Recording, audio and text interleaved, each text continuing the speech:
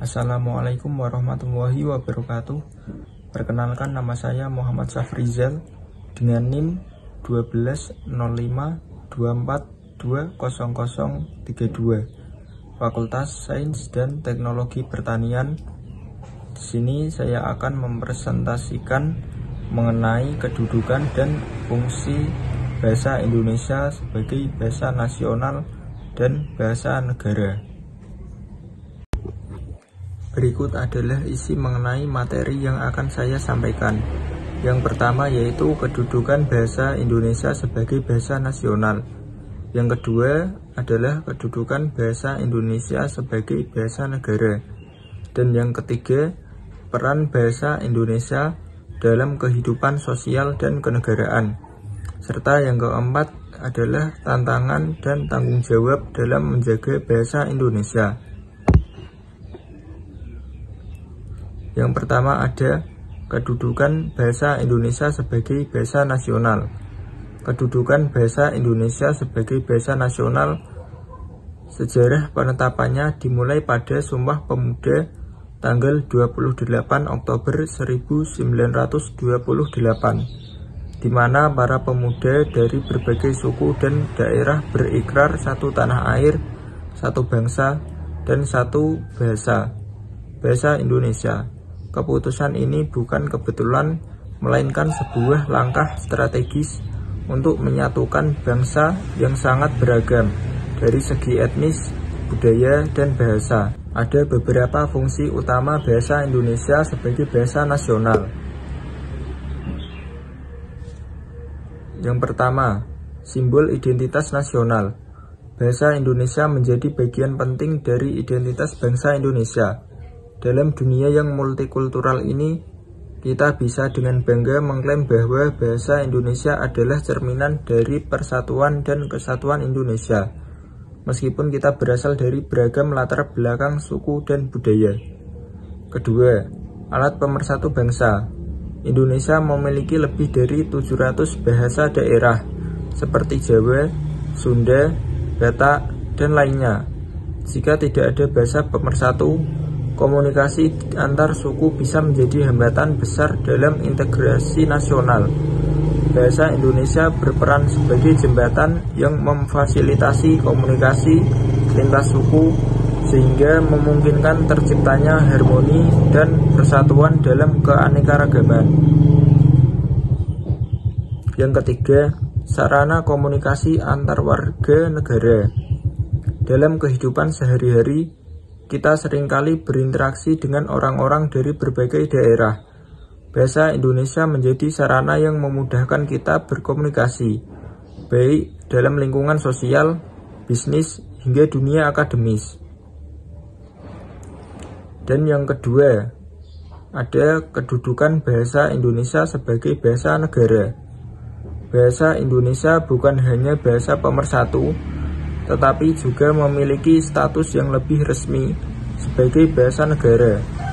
Hal ini dijamin oleh pasal 36 Undang-Undang Dasar 1945 yang menyatakan bahwa bahasa negara ialah bahasa Indonesia.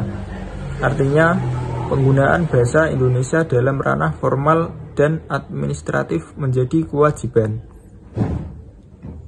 Berikut fungsi bahasa Indonesia sebagai bahasa negara antara lain: 1. Bahasa resmi dalam pemerintahan.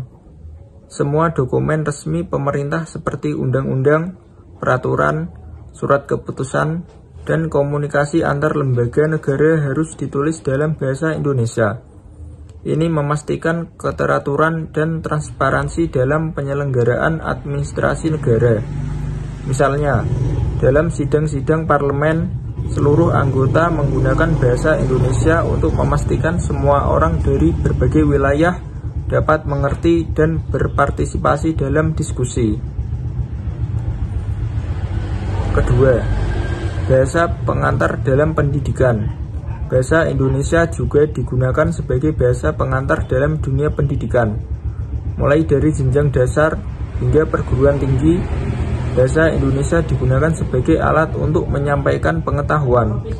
Hal ini bertujuan untuk memastikan akses pendidikan yang merata dan inklusif bagi seluruh warga negara, terlepas dari latar belakang etnis atau bahasa daerah mereka. Yang ketiga, bahasa diplomasi dan komunikasi internasional. Dalam ranah internasional, bahasa Indonesia digunakan dalam diplomasi dan komunikasi resmi dengan negara-negara lain. Sebagai contoh, dalam forum-forum internasional seperti ASEAN atau pertemuan bilateral, bahasa Indonesia digunakan untuk memperkuat eksistensi negara di kancah global. Dan yang ketiga, ada peran bahasa Indonesia dalam kehidupan sosial dan kenegaraan. Bahasa Indonesia memainkan peran yang krusial dalam kehidupan sosial masyarakat.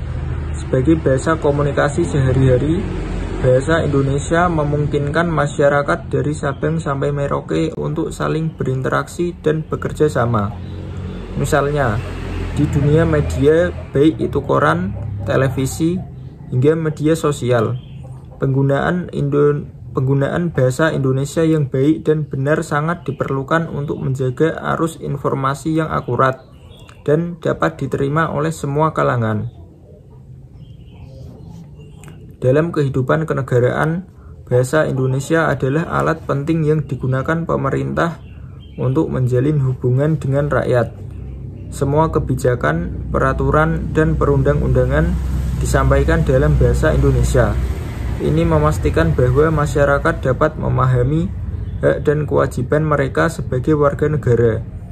Bahasa Indonesia juga digunakan dalam kegiatan resmi seperti pidato presiden, upacara kenegaraan, dan lainnya, di mana bahasa ini meneguhkan rasa kebangsaan dan kesatuan.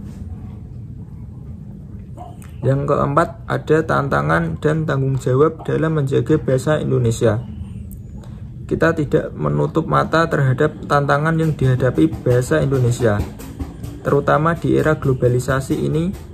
Pengaruh bahasa asing, khususnya bahasa Inggris, semakin kuat di berbagai sektor kehidupan, mulai dari teknologi hingga dunia kerja. Hal ini menimbulkan kekhawatiran bahwa lambat laun bahasa Indonesia bisa kehilangan fungsinya sebagai bahasa utama dalam beberapa bidang. Salah satu contoh nyata adalah banyak istilah asing yang digunakan di bidang teknologi dan bisnis, yang seringkali menggeser istilah-istilah dalam bahasa Indonesia. Ini menjadi tanggung jawab kita sebagai generasi muda untuk menjaga dan mengembangkan bahasa Indonesia agar tetap relevan dan adaptif terhadap perkembangan zaman. Sebagai tambahan, upaya pelestarian bahasa Indonesia juga bisa dilakukan melalui peningkatan literasi, yaitu dengan membiasakan membaca dan menulis dalam bahasa Indonesia, baik di sekolah maupun di luar lingkungan formal. Pemerintah juga memiliki tanggung jawab dalam memastikan regulasi terkait penggunaan bahasa Indonesia dijalankan secara konsisten, terutama di sektor formal dan pendidikan. Kesimpulan dari presentasi kali ini adalah, sebagai penutup, kita dapat menarik kesimpulan bahwa bahasa Indonesia memiliki peran yang sangat penting sebagai bahasa nasional yang mempersatukan bangsa, serta sebagai bahasa negara yang mendukung administrasi dan komunikasi resmi dalam penyelenggaraan pemerintahan. Dengan kedudukan yang strategis ini, kita memiliki tanggung jawab besar untuk terus menjaga, mengembangkan, dan menggunakan bahasa Indonesia dalam segala aspek kehidupan, baik sosial maupun kenegaraan. Sekian presentasi dari saya kali ini. Mohon maaf apabila ada kekurangan. Wassalamualaikum warahmatullahi wabarakatuh.